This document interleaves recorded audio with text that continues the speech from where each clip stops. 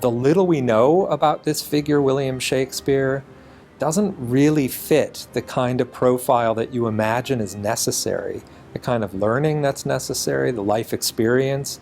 You know, Shakespeare never, as far as we know, went very far from London or Stratford. So how would he know about Italy? How would he know about these historical sources that lie behind the plays that he writes? How would he be able to imagine these extraordinary, almost science fiction scenarios in things like The Tempest? You know, where did it come from?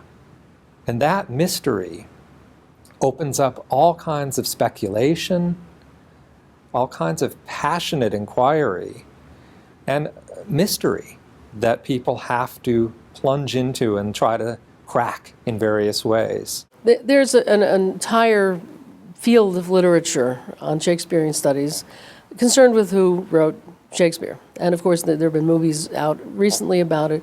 Was it Bacon? Was it Edward de Vere? Did Shakespeare write them himself?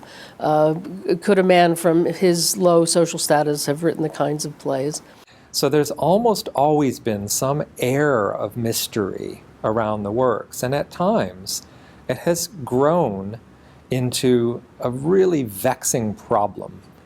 In fact, by 1915, a book could be published on the question of Shakespeare's authorship called "The Greatest Problem in History." It's the thing that everybody is worried about at that point.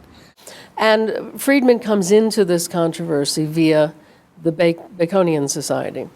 Those people who believe that Bacon wrote the plays formed a society, and there were a number of theories about what kind of code and how you read it and where it was found.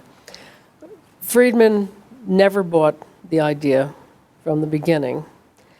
He did it as a pastime. It was a hobby.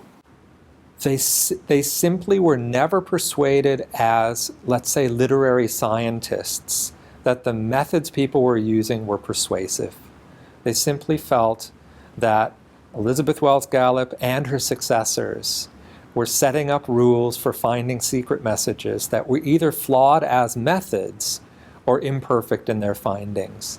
And I think they ended up simply debunking attempt after attempt after attempt. And that led ultimately to this extraordinary hammer blow of a book, The Shakespearean Ciphers Examined, which was not their favorite title, and in fact it was not their title at all, by the way. They didn't like the fact that the book was called The Shakespearean Ciphers Examined, because they thought that that implied that there was a Shakespearean cipher to be examined. William and Elizabeth Friedman decided to work on this book because they had been involved with the question for so long. And he was finally retired from the government, and so they could dedicate full-time to these other little projects, none of which had anything to do with their government work. Well, he wrote a book on it because there had been 30 years of correspondence with these people and many, many books written about it. And he came out with what I consider the definitive work, saying, there is no cipher. These things are all subjective, and this should be the end of the story. Did this stop people from writing to him? No.